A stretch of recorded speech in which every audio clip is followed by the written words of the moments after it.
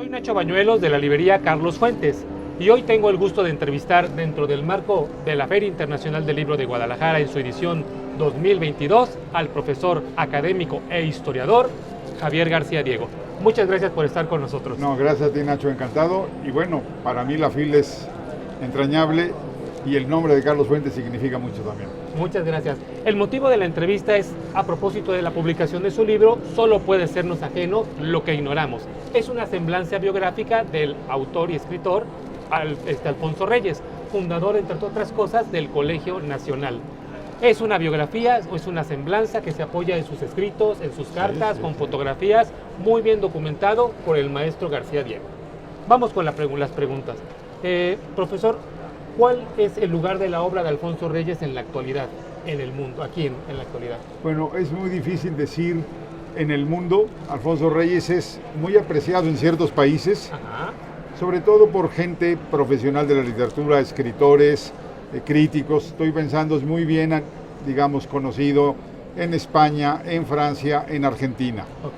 Sí. En México, desgraciadamente, tiene más estudiosos que lectores. O sea, cada año hay muchos ensayos sobre Reyes, muchas tesis sobre Reyes, pero yo siento que no tiene los lectores que debiera.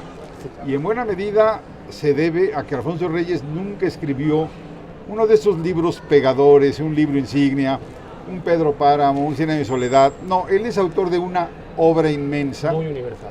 Sí, muy universal, con diferentes géneros, poesía, ensayo, cuento.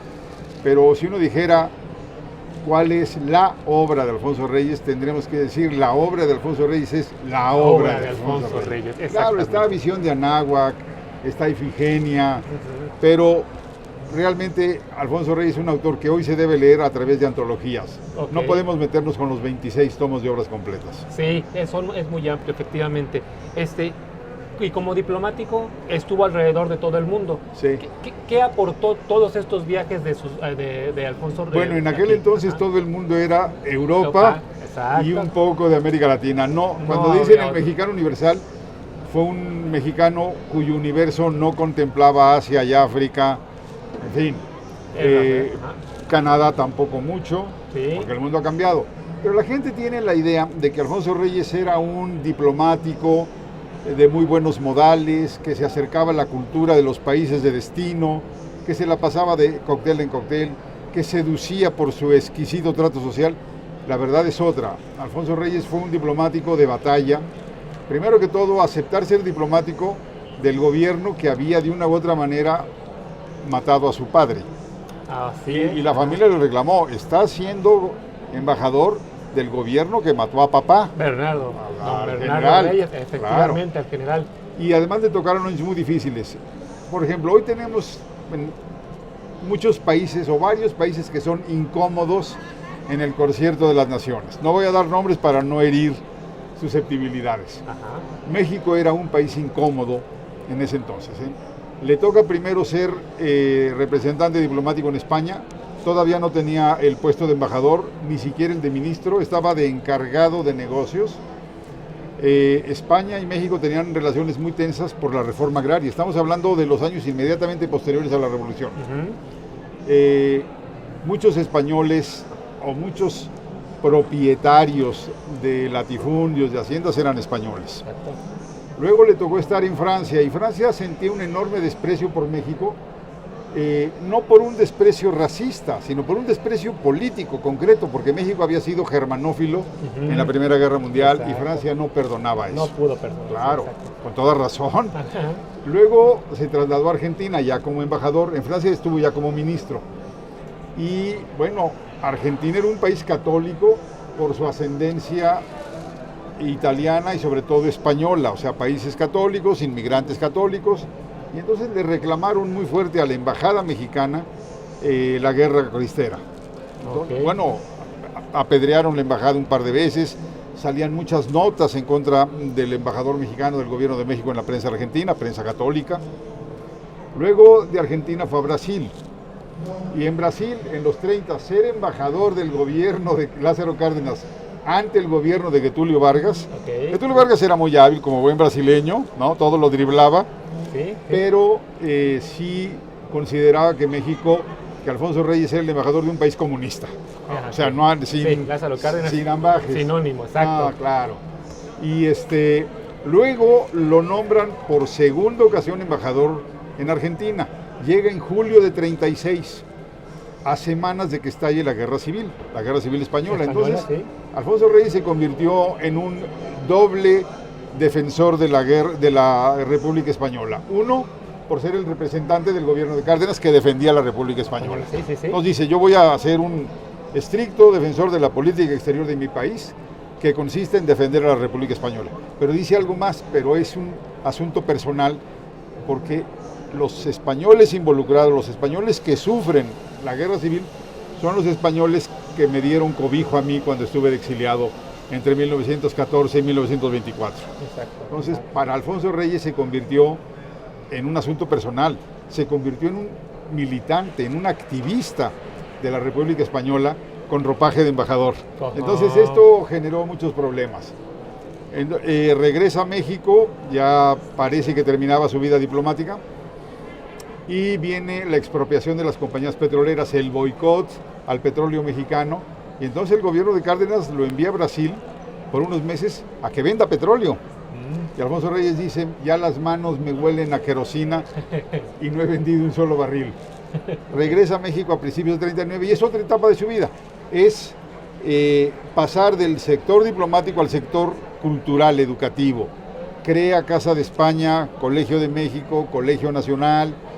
Y lo que él dice, me dediqué a hacer occidental México, en un momento muy difícil porque prevalecía el nacionalismo revolucionario, la ideología nacionalista revolucionaria, y hubo varios escritores que le reclamaron que no atendiera la literatura mexicana. Nombres, Héctor Pérez Martínez y Hermilo Abreu Gómez. Hermilo Abreu Gómez de manera grosera incluso, Héctor Pérez Martínez no. Y Alfonso Reyes dijo, yo puedo ser plenamente mexicano y al mismo tiempo ser generosamente universal. Puedo ser buen mexicano leyendo a Homero o leyendo a Quevedo o leyendo a Montaigne, eso no me hace menos mexicano. Y engrandece, de hecho, claro, al mexicano, el saber más. Claro, universal. Era darle una riqueza a México, era ubicarlo, pero estamos hablando de un momento muy nacionalista de México. Y a eso se dedicó Alfonso Reyes, no necesitaba firmar documentos, manifiestos, con su propia obra. Y luego dice, hemos llegado tarde al banquete de la civilización, por eso tenemos que correr a marchas forzadas para ponernos a la altura. En México había un enorme analfabetismo y algunos de los que sí sabían leer no lo hacían. Entonces era muy importante para Alfonso Reyes que México aumentara, digamos, su nivel cultural, su curiosidad. Por eso el nombre del libro, solo nos es ajeno lo que ignoramos. Nuestro límite está en el límite de nuestra curiosidad. Sí, todo puede ser nuestro. En algún momento un escritor amigo de él le dice, Alfonso, dedícate a lo tuyo. Y le dice, es que Grecia también es lo mío. Exacto, es que Grecia también. Y bueno, Alfonso Reyes dijo, podemos ser generosamente universales asomándonos otras literaturas. Vino la respuesta, sobre todo de sectores religiosos, nombres concretos, el padre Garibay, por ejemplo, diciendo, sí, claro, México es occidental a través del cristianismo. Y dice Alfonso Reyes, no, también somos occidentales a través del paganismo, de la mitología griega y romana. O sea, también nos hace occidentales, no nada más el cristianismo. Y eso fue, digamos, la labor de Alfonso Reyes. Antes de morir, tradujo la Ilíada, bueno, una parte de la Ilíada, hizo también el prólogo de Homero a sepan cuántos. A la fecha, 40 ediciones o más.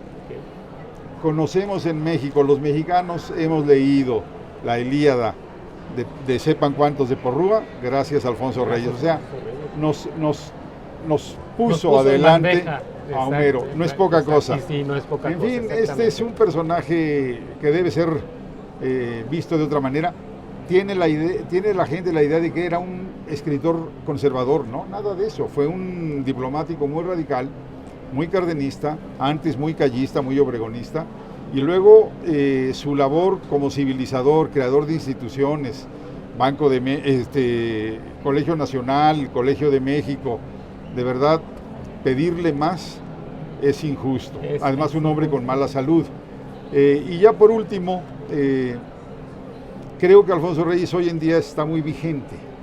Vigente porque en este mundo globalizado tenemos que conocer, podemos conocer cualquier literatura. Exacto. Hoy en la FIL de Guadalajara se premió a un escritor rumano que no estaba en el horizonte cultural de Alfonso mapa, Reyes. sí, No, sí. Alfonso Reyes no leyó literatura de Europa del Este, digamos. Ok. No era su tiempo. Pero la actitud de leer lo que podamos, todo nos va a enriquecer, es yo creo que muy útil. En un mundo globalizado, Alfonso Reyes va por delante. Y segundo, en un México en donde hay mucha discordia, se siente en el ambiente el insulto, la descalificación, creo que Alfonso Reyes nos invita a conversar, a dialogar, a nunca descalificar, a replantearnos nuestras creencias y, claro, y a modernizarnos. Y también. sobre todo aceptar al otro, nunca dar por sentado que él sabe más. Siempre el principio de la curiosidad, del respeto, de la conversación. De la conversación. El mejor prosista de Latinoamérica, de Hispanoamérica. Eso dijo Borges. Eso dijo Borges, efectivamente. Y bueno, parece que no se equivocaba. Bueno, sabía algo de literatura Borges, ¿no? Algo sabía, sí, creo que por ahí algo sabía. Creo que ya respondió esta última pregunta que le quería hacer.